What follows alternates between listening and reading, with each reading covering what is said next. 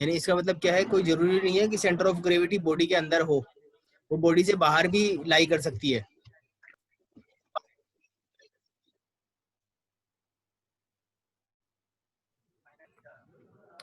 Then centroid. Centroid और centre of gravity में क्या फर्क है? सेंट्रोइड जो है वो प्लेन लेमिनाल के लिए यूज लिया जाता है, जिसके अंदर केवल एरिया हो। जैसे द सेंट्रोइड और centre of area is defined as the point where the whole area of the figure is assumed to be concentrated. Thus, centroid can be taken as quite analogous to center of gravity when bodies have area only and not weight. यानी जहाँ पे wait नहीं दिया हो वहाँ पे हम क्या कंसिडर करेंगे? Centroid, otherwise centre of gravity. तो एग्जाम में तुम्हें पूछा जा सकता है what is the difference between centre of gravity and centroid. So here the difference between centroid and center of gravity. The plane figures such as rectangles, parallelogram, triangle, polygon, circle, and line, etc. have only the length, area, and volume, and no mass or weight. यानी जिस भी object और lamina का कोई wait नहीं हो, कोई मास नहीं हो, उसके लिए क्या बोला जाएगा? Centroid. The point where the entire length, area, or volume is assumed to be concentrated is called the centroid. But in case of center of gravity, the term center of gravity applies to bodies with mass and weight, and the centroid applies to plane figures which have area only but no mass. When thickness means mass of the body is not considered, the center of gravity and centroid are synonymous and pass through the same point. इसका मतलब समझ गए?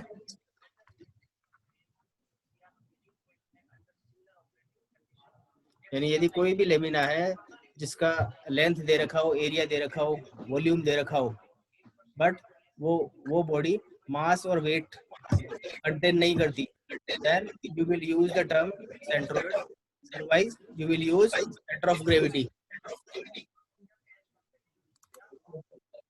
ये अपना mic off रखे। ये Redmi कौन है? ये रेडमी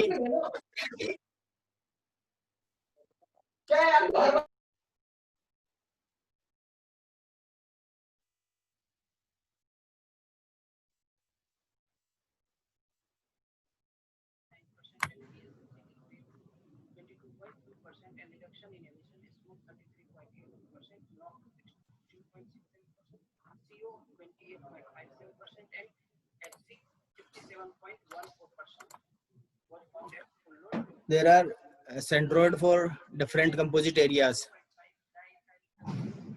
यानी कोई भी एरिया हो जो अलग अलग एरिया से, कोई लेमिना अलग अलग कंपोजिट एरिया का बना हुआ हो, सर्कल, सेमी सर्कल, रेक्टेंगल, इनसे मिलके बना हो, तो उसको हम बोलेंगे कंपोजिट एरिया। तो ये एक कंपोजिट एरिया है जिसमें एक सेमी सर्कल है और एक ट्रेपेजोइडल टाइप रेक्टेंगल है। इसका हमें यदि निकालना हो सेंटर ऑफ ग्रेविटी तो कैसे निकालेंगे? इसके अंदर हमने दो एक्सिस कंसिडर कर ली, एक्स एक्सिस और वाई एक्सिस। हमने एज्यूम किया, इसको हमने अलग अलग टुकड़ों के अंदर तोड़ दिया, A1, A2, A3, और इन सब एरियाज की हमने डिस्टेंस फाइंड आउट करी, एक्स एक्सिस से कितनी है और वाई एक्सिस से कितनी है। जैसे यहाँ पे A1 की डिस्टेंस वाई एक्सिस से x1 है, A2 की x2 है, A3 की x3 है। ऐसे सिमिलरली वाई एक्सिस की इन एरिया से y1, y2 और y3 है। तो इसमें क्या किया, इन जितने भी एरियाज है इन सब का, जैसे वाई एक्सिस के अबाउट में हमने मोमेंट ऑफ इन सब का एरियाज का मोमेंट लिया, तो जैसे A1 multiply x1 plus A2 multiply x2 plus जितने भी नंबर ऑफ एरियाज हमने इसको डिवाइड किया उनसे उस डिस्टेंस से मल्टीप्लाई किया। तो सपोज ये x बार जो है, x bar is the centre of gravity of this lamina which is lies from the x bar distance from y axis, and इसको टुकड़ों के अंदर करने के लिए इक्वल्स टू कर दिया हमने A1 x1 plus A2 x2 plus AN xN तक।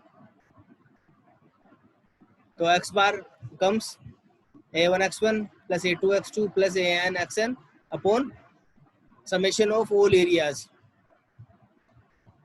Similarly, for y-axis it comes sigma ay upon sigma a. इसमें यहाँ तक किसी को पूछना है कुछ?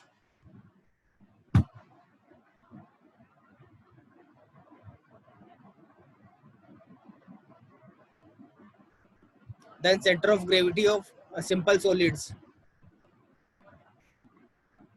यदि कोई सॉलिड हो, वो तो प्लेन एरिया था, सॉलिड हो तो उनका क्या होगा, वेट होगा.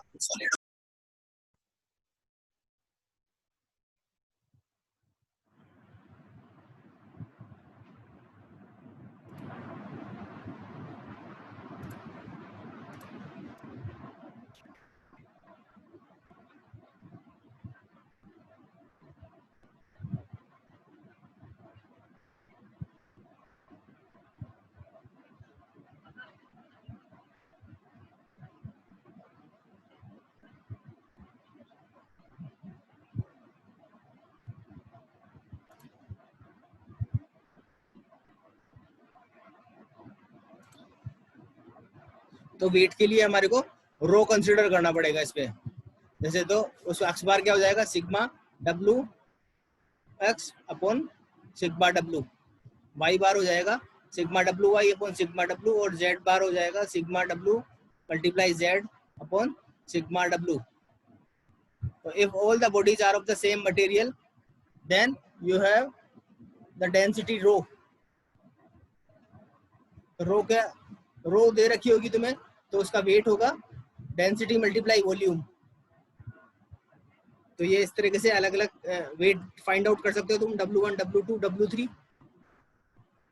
तो एक्स बार की value in terms of volume will be like this, x bar, y bar and z bar.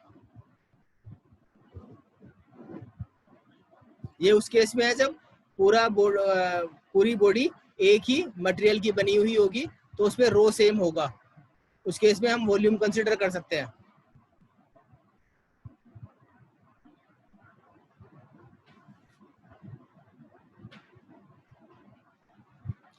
If the bodies are made of same material and are of the same density throughout, the center of gravity of the bodies is their center of volume. If the bodies are the same cross section but perhaps of different lengths, तो उस case में हम volume का आ जाएगा A multiply L1.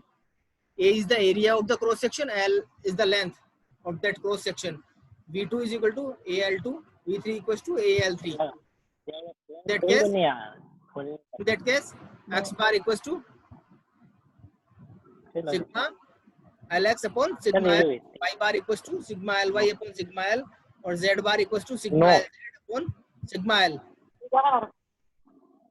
क्या अनुभव?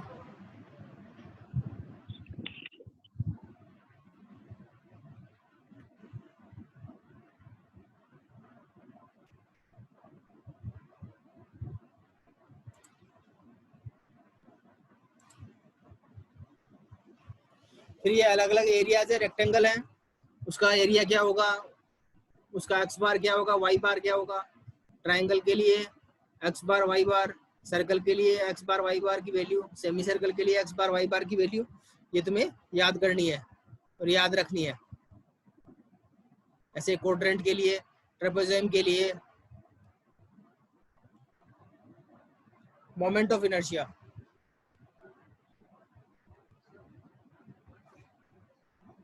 ये कोई बॉडी है, इसका एक्स बार और वाई बार के अबाउट में हमें मोमेंट ऑफ इनर्शिया निकालना है, जिसके अंदर से हमने ये डीए एक स्मॉल एरिया कंसीडर किया, जिसकी वाई जेड एक्सिस से डिस्टेंस इसकी आर है. Then the cumulative product of area and square of its distance from an axis is called the moment of inertia. जैसे सपोज ये इस बॉडी का एरिया ए है, कैपिटल ए है, और इसकी यहाँ से डिस्टेंस एक्स एक्सिस से डिस्टेंस वाई है, तो a multiply y squared will be the moment of inertia of this body about the x axis. So The cumulative product of area and square of its distance from an axis is called the moment of inertia of a section about that axis. It can be expressed as Ix, means moment of inertia about x-axis. This is the y square dA, moment of inertia of this small area dA about the axis, x-axis, the distance y, and the whole area के लिए इसका integration कर दिया. Similarly, for from y-axis it will be Iy equals to integration of x square dA.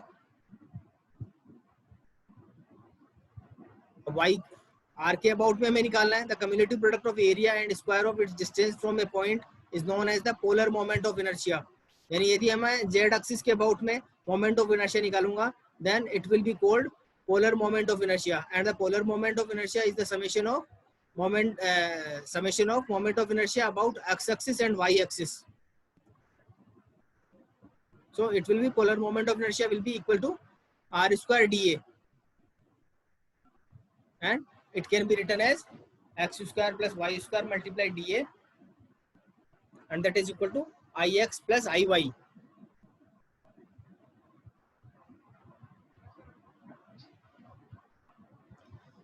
Now theorems of parallel axis.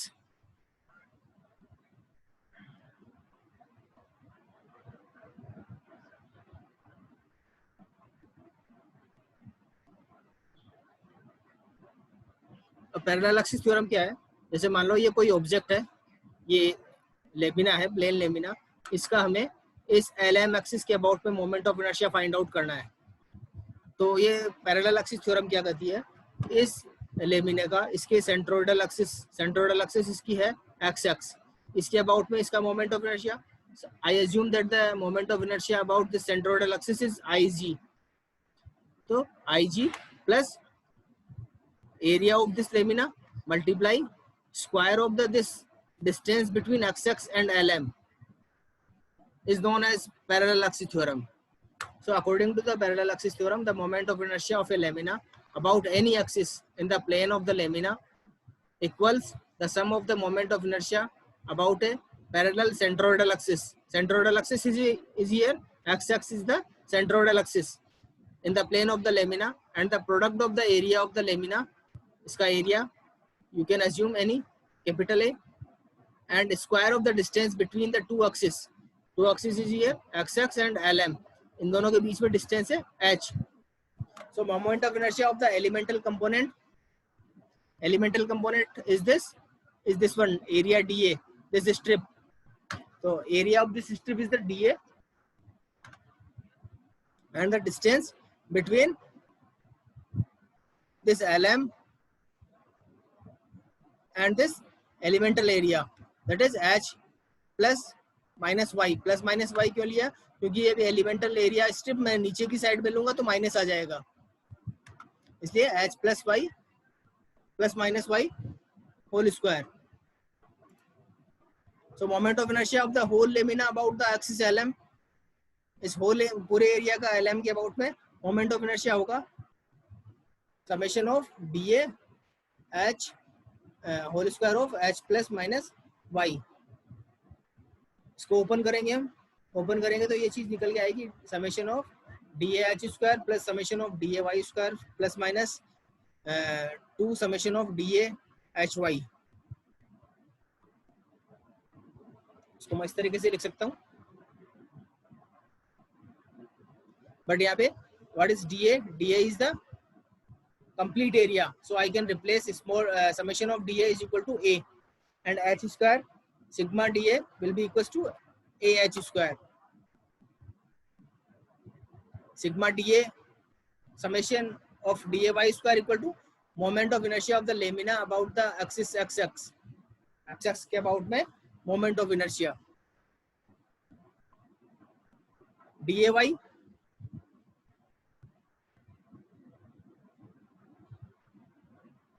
dA will be equal to 0 since x-axis is the centroidal axis. अब इस dA 0 क्यों हो गया?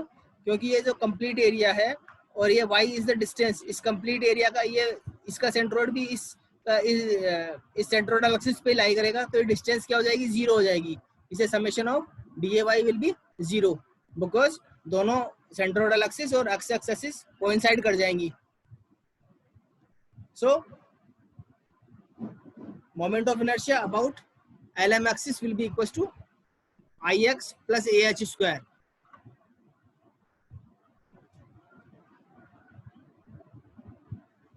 Now the theorem of perpendicular axis.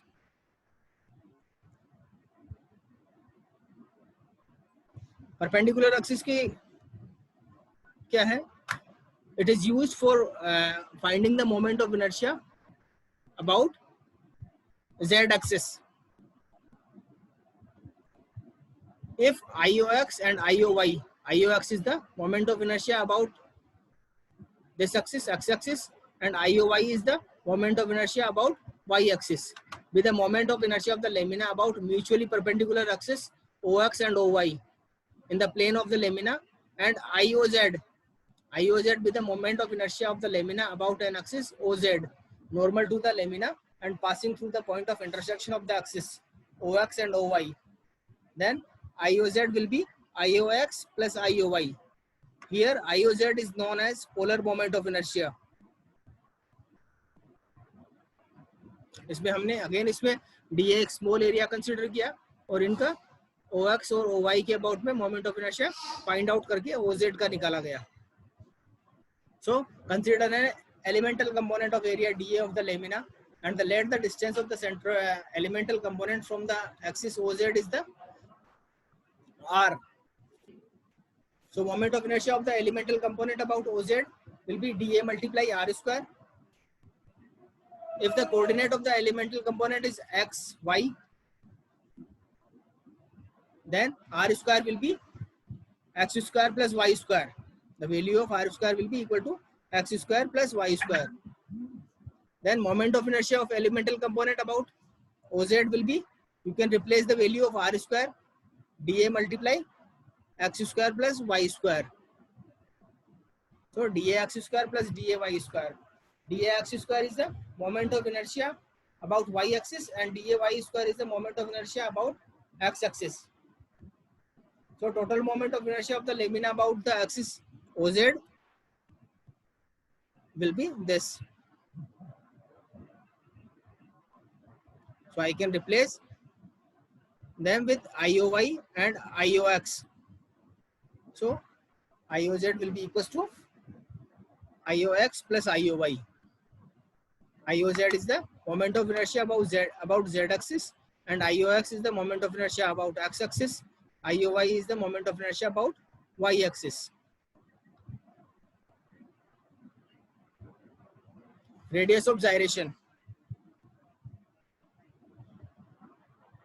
Radius of gyration, if the entire area or mass of a lamina is considered to be concentrated at a point such that there is no change in the moment of inertia about a given axis, then distance of that point from the given axis is called the radius of gyration.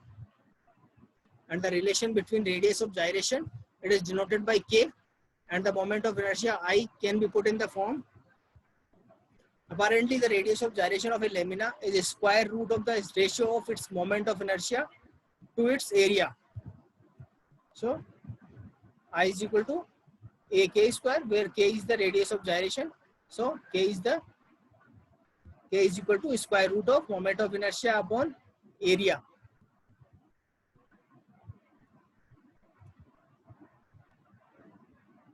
Here is the moment of inertia of different sections, which you have to remember, like rectangle, which is of width B and D. X and Y is the centroidal axis of rectangle.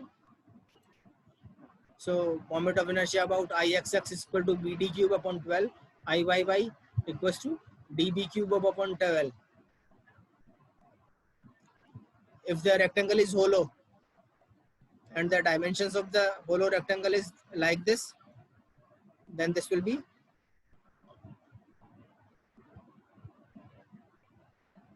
this is for the triangular section.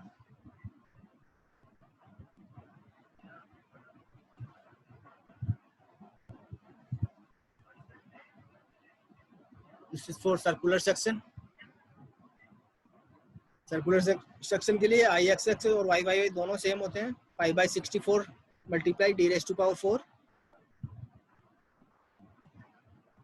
और यदि होलो हो then it is pi by 32 multiply d raised to power 4. This is the Iz is the polar moment of inertia. This is polar moment of inertia, and this one is the for hollow circular lamina.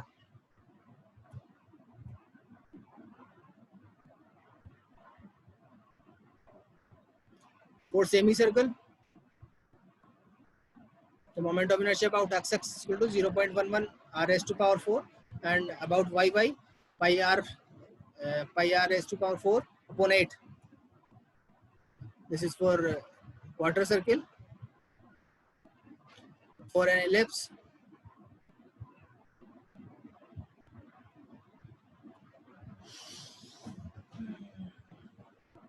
this is for the today's session.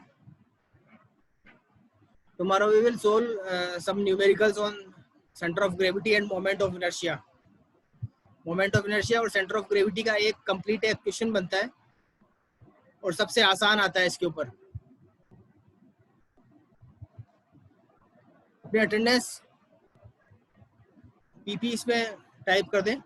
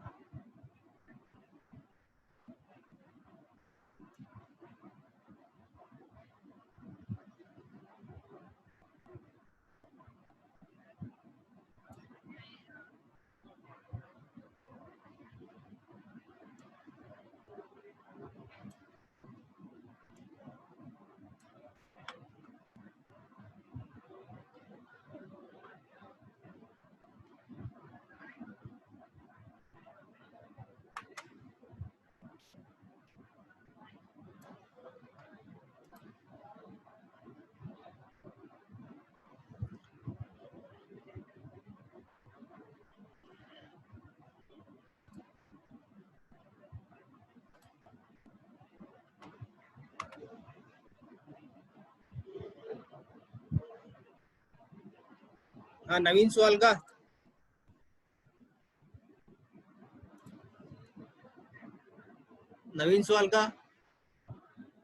Yes sir. आया समझ में? Yes sir, हल्का फुल्का आया sir.